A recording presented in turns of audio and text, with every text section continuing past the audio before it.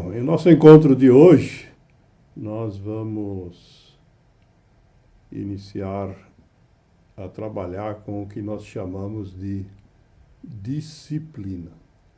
É um termo que tem muitas definições, nós vamos passar aí por várias delas, mas vamos mostrar que a gente tem uma definição bem precisa dentro aqui do contexto da metodologia do amor consciente. Quero só lembrar, né, nós definimos a disciplina como um dos nossos 5 pilares, e para quem não se lembra, né, nós temos esse gráfico, essa figura disponível no nosso site, é só entrar em amorconsciente.org/tabela periódica. Podem não só ver, como fazer o download, ver ampliado, para ter todos os conceitos que a gente trabalha de uma forma bem resumidinha.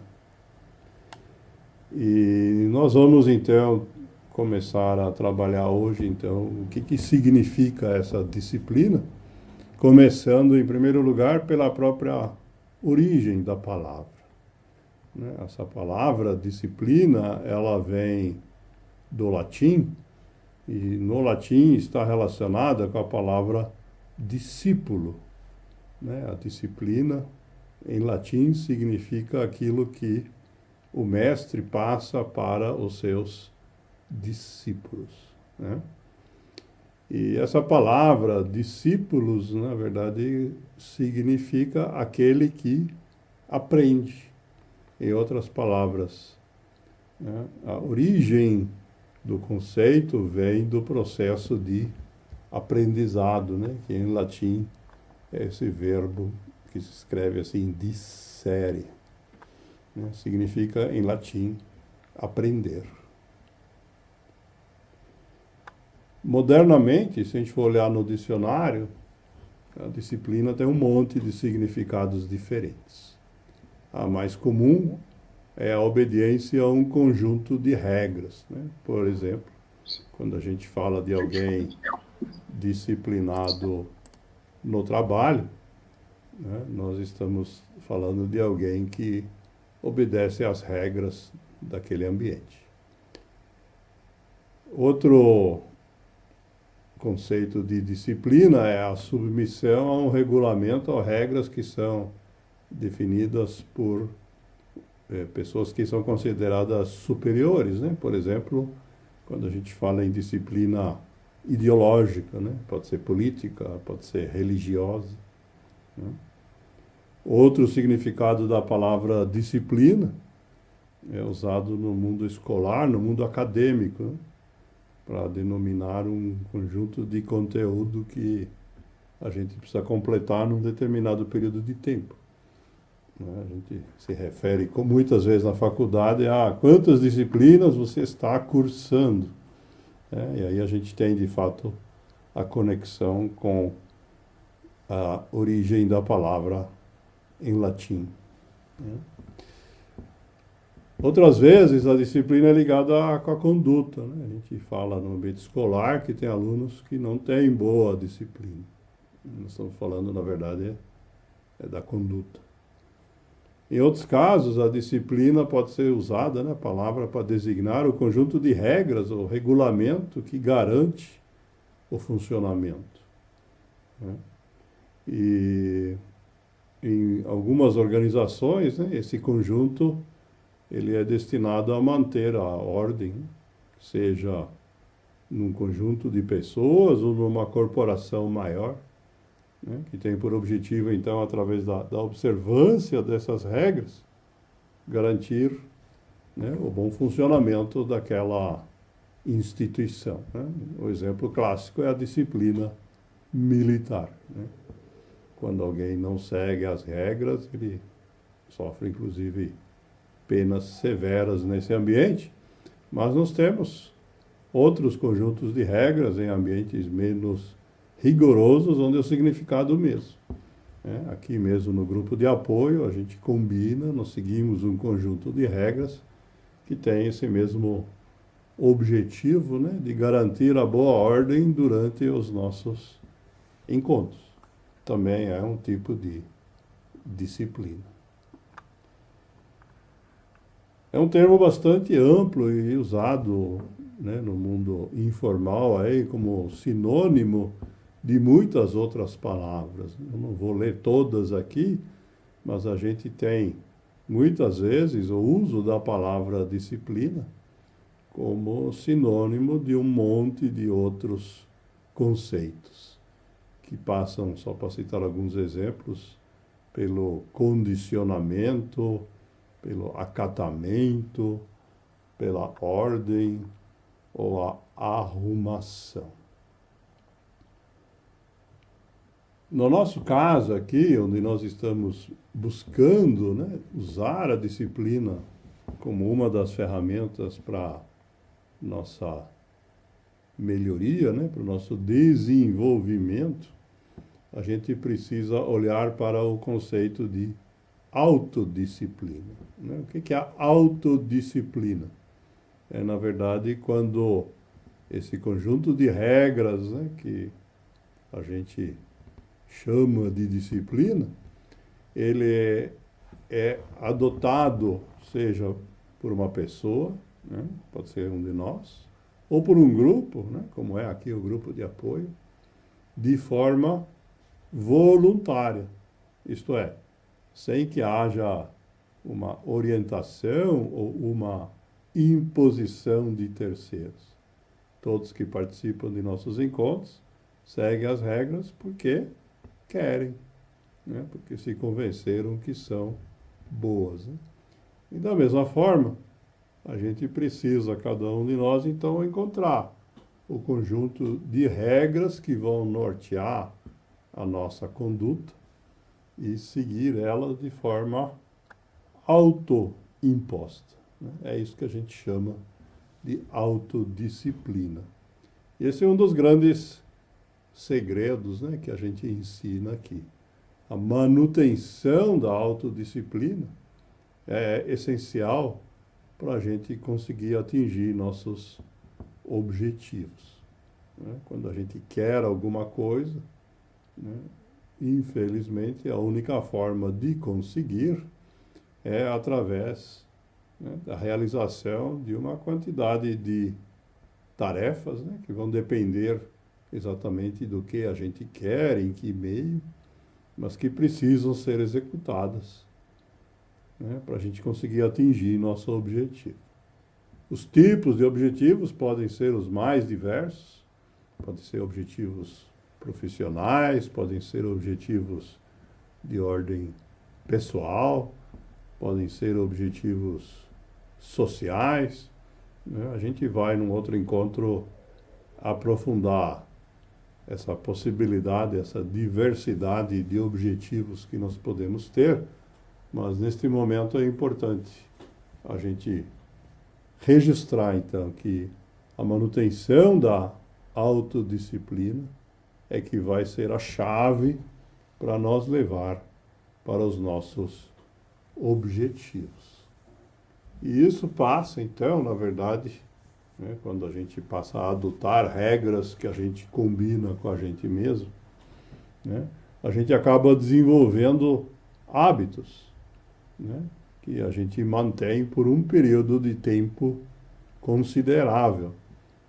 Não existe solução de curto prazo para objetivos importantes. E isso, então, vai exigir da gente esforços continuados. Portanto, a virtude da perseverança, né, sermos persistentes nesse processo, é que, de fato, vai permitir que a gente atinja os nossos objetivos. E vamos ilustrar esse conceito com algumas reflexões de alguns autores aí do nosso acervo.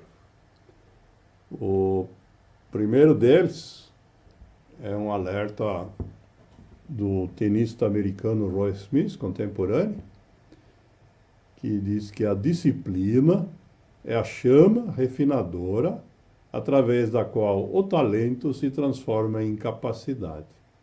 Algumas pessoas acham que é suficiente ter talento para conseguir o que quer na vida.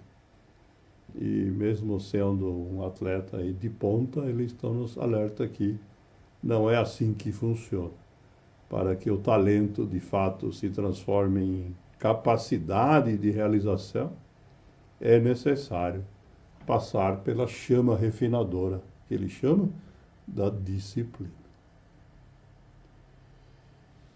Algumas pessoas são muito resistentes a isso, e o Jim Rohn, empresário americano que já citamos algumas vezes, nos ensina que só tem duas opções, né? Ou a gente sofre da dor da disciplina, ou a gente sofre da dor do arrependimento. Porque quando a gente não tem disciplina, a gente não consegue atingir os nossos objetivos, e aí em algum momento a gente vai acabar se arrependendo. Essa frase é complementada com essa reflexão que diz que a disciplina pesa gramas, ao passo que o arrependimento chega a toneladas quando você permite que sua vida ande à deriva, sem nenhuma realização pessoal. E ainda eles nos ensinam que o diagnóstico, o termômetro para medir se a gente está nesta situação, é a existência do que ele chama da síndrome do se-eu, né? Da existência frequente de pensamentos não voltados para os nossos objetivos, mas voltados para situações hipotéticas que a gente gostaria de atingir, mas que estamos arrependidos de não ter chegado lá.